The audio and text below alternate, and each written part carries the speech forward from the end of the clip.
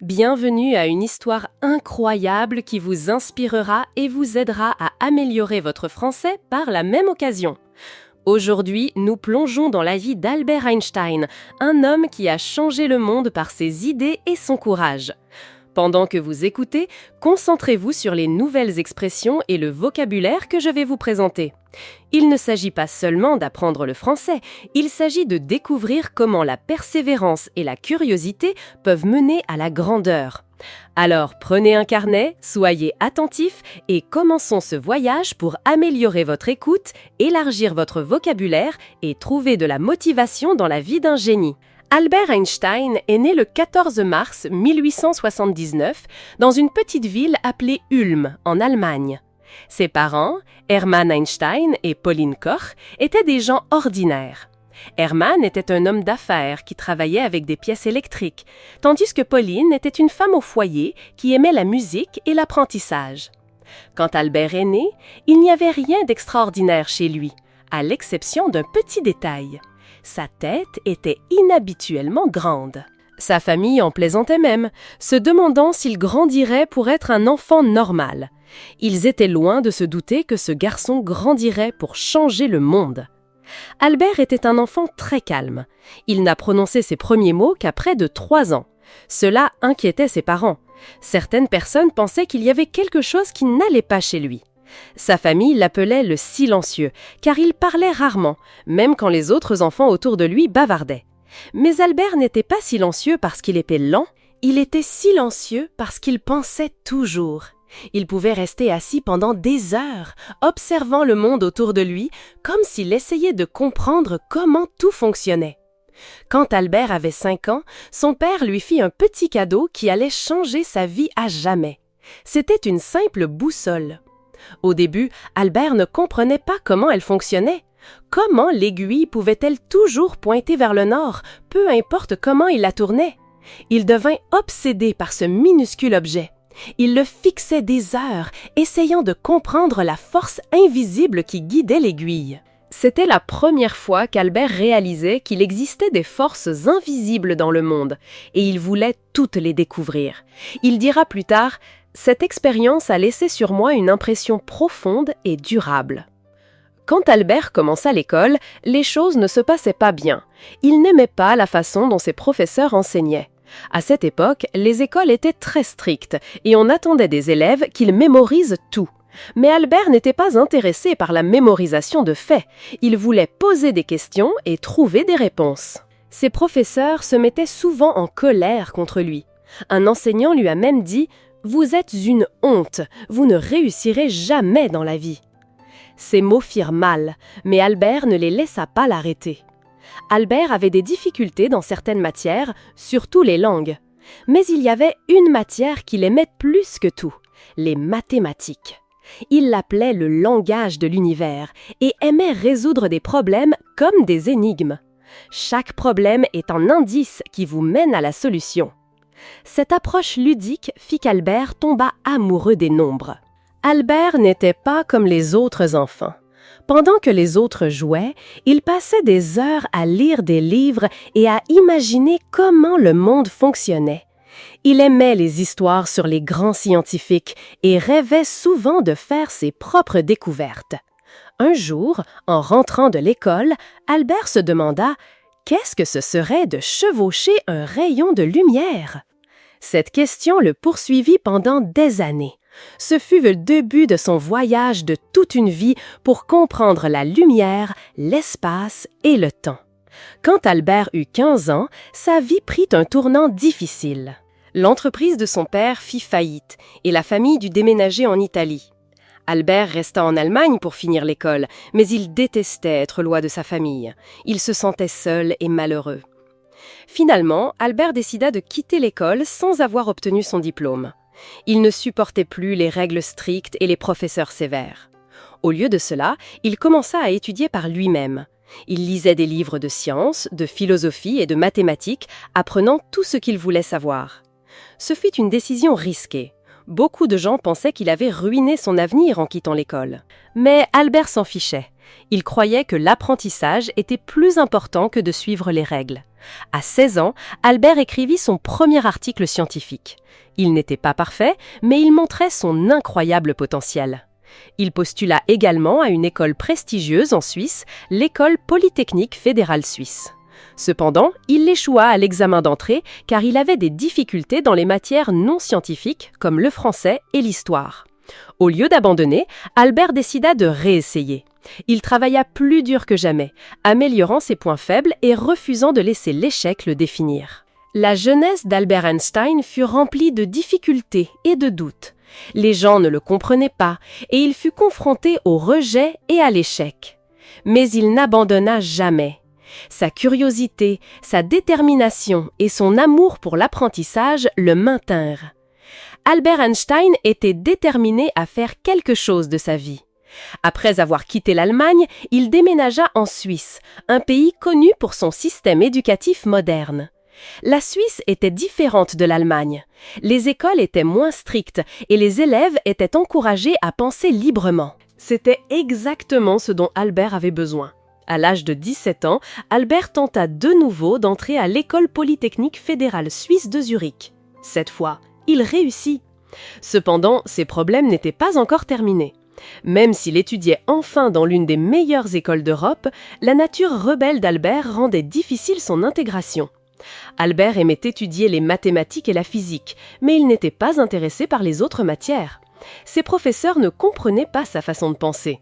Certains d'entre eux le détestaient même parce qu'il ne suivait pas leur méthode d'enseignement. Un professeur lui a dit « Vous êtes un garçon intelligent, Einstein, mais vous manquez de discipline ». Albert n'était pas le meilleur élève de sa classe. Il sautait souvent des cours et étudiait seul. Pendant que ses camarades suivaient le programme, Albert passait son temps à explorer des questions plus profondes. Qu'est-ce que la lumière ? Comment le temps fonctionne-t-il ? Pourquoi la gravité existe-t-elle ? Ce n'étaient pas des questions ordinaires et la plupart des gens n'avaient pas de réponse pour elles. Pendant son séjour à la Polytechnique, Albert rencontra une jeune femme nommée Mileva Maric, la seule étudiante en physique de sa classe. Mileva était brillante et elle partageait la passion d'Albert pour la science. Tous deux devinrent proches, passant souvent des heures à discuter de théories scientifiques. Mileva n'était pas seulement la camarade de classe d'Albert, elle devint sa plus proche compagne. Ils s'inspiraient mutuellement et rêvaient d'un avenir où ils pourraient faire d'importantes découvertes ensemble. Albert lui a écrit un jour « Ensemble, nous allons conquérir le monde de la science ». Cependant, leur relation ne fut pas facile. Mileva fut critiquée pour être une femme dans la science et Albert luttait avec des difficultés financières. Mais malgré les défis, ils se sont soutenus mutuellement et sont restés concentrés sur leurs rêves. En 1900, à l'âge de 21 ans, Albert obtint son diplôme en physique de la Polytechnique. Il était impatient de commencer sa carrière de scientifique. Mais la vie avait d'autres projets. Albert ne trouvait pas de travail. Il postula dans plusieurs universités, espérant devenir professeur ou chercheur, mais il fut rejeté à chaque fois. Ses professeurs ne lui donnèrent pas de bonnes recommandations, car ils le trouvaient démotivé. Ce fut une période douloureuse pour Albert. Imaginez travailler dur pendant des années seulement pour faire face à rejet après rejet. Mais Albert n'abandonna pas.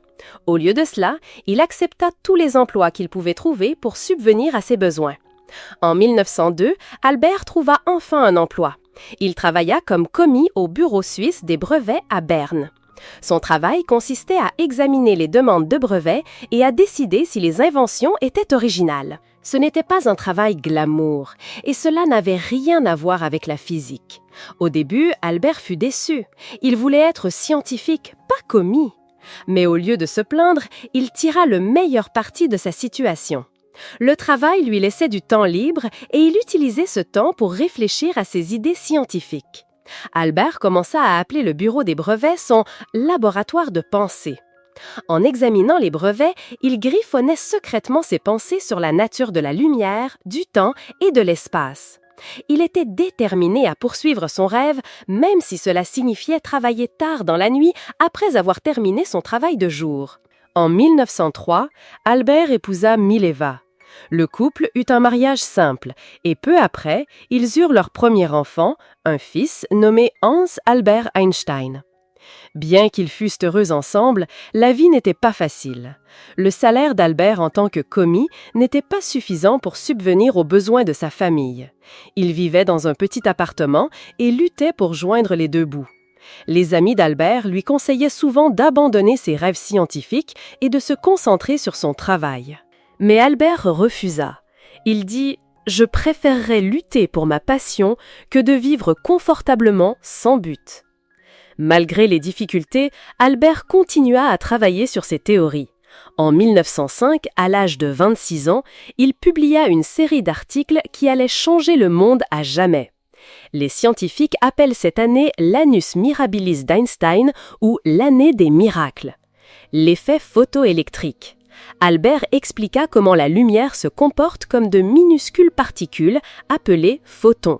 Cette découverte lui vaudra plus tard le prix Nobel de physique. Le mouvement brownien. Il prouva l'existence des atomes, ce qui était une avancée révolutionnaire à l'époque. La théorie de la relativité restreinte. Ce fut l'œuvre la plus célèbre d'Albert. Il introduisit l'idée que le temps et l'espace sont relatifs, non absolus. De cette théorie découla la célèbre équation E égale mc², qui montrait que l'énergie et la matière sont interchangeables. Ces articles choquèrent la communauté scientifique. Albert Einstein, un humble commis sans poste universitaire, venait de révolutionner la physique. Après 1905, la vie d'Albert commença à changer. Les scientifiques du monde entier commencèrent à remarquer son travail. On lui offrit des postes d'enseignement et il devint professeur dans plusieurs universités. Finalement, son travail acharné et sa détermination portaient leurs fruits. Mais Albert ne laissa pas le succès lui monter à la tête. Il continua à poser de grandes questions et à repousser les limites de la science. Il croyait que la connaissance était infinie et que la curiosité était la clé pour comprendre l'univers. Le parcours d'Albert Einstein, d'un modeste commis en difficulté à un scientifique de renommée mondiale, témoigne du pouvoir de la persévérance. Il fut confronté au rejet, à la pauvreté et au doute, mais il ne lâcha jamais sa passion pour la science. Son histoire nous apprend que l'échec n'est pas la fin, c'est un pas vers le succès. Croire en soi est plus important que de chercher l'approbation des autres. Les grands rêves exigent de grands sacrifices. En 1909, les découvertes révolutionnaires d'Albert Einstein étaient connues à travers l'Europe. Il devint professeur à l'université de Zurich et déménagea plus tard à Prague pour enseigner à l'université allemande. C'est au cours de ces années qu'Albert commença à comprendre l'immense impact de son travail. Les gens le considéraient désormais comme un génie, un penseur capable de résoudre les mystères de l'univers. Albert, cependant, resta humble. Il a dit un jour « Je ne suis pas un génie, je suis simplement curieux, je reste avec les questions plus longtemps que les autres. » Mais la célébrité apporta des défis. Albert n'était pas quelqu'un qui se souciait des apparences ou de la richesse. Il continua à vivre une vie simple, portant les mêmes vieux vêtements et se concentrant uniquement sur son travail. Pendant que le monde le célébrait, Albert savait que son voyage était loin d'être terminé. En 1914, Albert déménagea à Berlin, en Allemagne, après s'être vu offrir un poste prestigieux à l'Académie prussienne des sciences. Ce fut une étape importante dans sa carrière, car il disposait désormais des ressources et de la liberté nécessaires pour se consacrer entièrement à la recherche. À cette époque, le monde changeait rapidement. La Première Guerre mondiale éclata et des millions de vies furent affectées. Alors que de nombreux scientifiques soutenaient la guerre, Albert s'y opposa.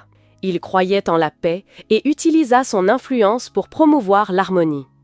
Pendant cette période, le mariage d'Albert avec Mileva commença à s'effondrer. Les pressions de la célébrité, combinées à leurs difficultés financières passées, créèrent une distance entre eux. En 1919, ils divorcèrent, bien qu'Albert s'assura que Mileva et leur fils soient financièrement soutenus. La même année, quelque chose d'incroyable se produisit.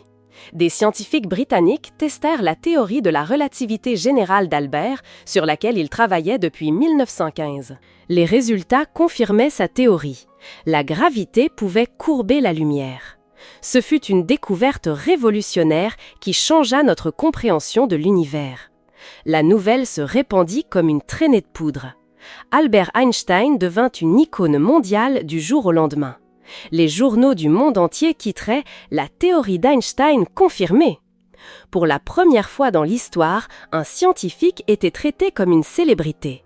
Lorsqu'on lui demanda ce qu'il pensait de sa célébrité, Albert répondit « Si mes théories sont prouvées fausses, les Américains diront que je suis un Allemand et les Allemands diront que je suis un Juif. Si mes théories sont prouvées vraies, les Allemands diront que je suis un Allemand et les Américains diront que je suis un Juif. » Cette déclaration reflétait l'esprit d'Albert et les défis auxquels il fut confronté en tant que scientifique juif dans un monde rempli de préjugés.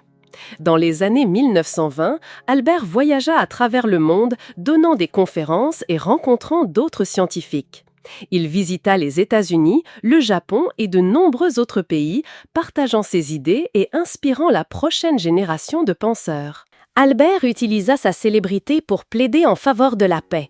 Il s'exprima contre la guerre, disant « La paix ne peut être maintenue par la force, elle ne peut être atteinte que par la compréhension. » Il soutint également les droits des minorités et des réfugiés, devenant une voix pour ceux qui n'en avaient pas. Mais, à mesure que sa célébrité grandissait, la critique aussi. Certaines personnes l'accusaient d'être trop idéaliste, tandis que d'autres tentaient de discréditer son travail. Albert affronta ces défis avec grâce, disant « Les grands esprits ont toujours rencontré une opposition violente de la part des esprits médiocres. » En 1933, la montée du régime nazi en Allemagne força Albert à fuir le pays. En tant que scientifique juif, il était en grand danger. Les nazis brûlèrent ses livres et qualifièrent ses théories de « science juive ». Albert déménagea à Princeton, dans le New Jersey, aux États-Unis, où il rejoignit l'Institute for Advanced Study. Il était déchiré par ce qui se passait en Allemagne, mais il restait plein d'espoir. Il dit « Au milieu de la difficulté se trouve l'opportunité ». Albert devint citoyen américain en 1940 et passa le reste de sa vie aux États-Unis. Pendant la Seconde Guerre mondiale, Albert fut sollicité pour soutenir le développement d'une bombe atomique. Bien qu'il n'ait eu aucun rôle direct dans sa création, sa célèbre équation E = mc², jeta les bases de l'énergie nucléaire. Albert fut profondément troublé lorsqu'il apprit les bombardements d'Hiroshima et de Nagasaki en 1945. Il regretta que son travail ait été utilisé pour la destruction et passa le reste de sa vie à plaider pour le désarmement nucléaire. Il dit « L'humanité a inventé la bombe atomique, mais aucune souris ne construirait jamais une souricière. » Même en étant l'une des personnes les plus célèbres au monde, Albert mena une vie simple et humble. Il refusa de posséder une voiture, ne portait pas de chaussettes et passait souvent du temps à naviguer, bien qu'il ne sût pas nager. La curiosité d'Albert ne s'est jamais éteinte. Il continua à poser des questions sur l'univers, de la nature des trous noirs à la possibilité du voyage dans le temps. Il croyait qu'il y avait toujours plus à apprendre. Dans ces dernières années, Albert se concentra sur l'unification des forces de la nature en une seule théorie, un défi qui reste non résolu à ce jour. Même si sa santé commença à décliner, il continua à travailler jusqu'à son dernier souffle. Le 18 avril 1955, Albert Einstein s'éteignit à l'âge de 76 ans. Ses derniers mots, prononcés en allemand, ne furent jamais enregistrés, car l'infirmière à ses côtés ne comprenait pas la langue. Les contributions d'Albert Einstein à la science, à la paix et à l'humanité restent inégalées. Son histoire est un rappel que « les luttes forgent la grandeur ». Albert fut confronté au rejet, au ridicule et à la guerre, mais il n'abandonna jamais ses rêves. La curiosité est le moteur du progrès. Il nous a appris à tout remettre en question et à chercher des réponses aussi difficiles qu'elles puissent paraître. L'humilité est puissante. Malgré sa célébrité, Albert resta terre à terre, montrant que la vraie grandeur réside dans la simplicité. Aujourd'hui, son nom est synonyme de génie, mais son histoire est bien plus qu'une question d'intelligence. Il s'agit de persévérance, de courage et de la conviction qu'une seule personne peut changer le monde. N'essayez pas de devenir une personne de succès, mais plutôt d'essayer de devenir une personne de valeur.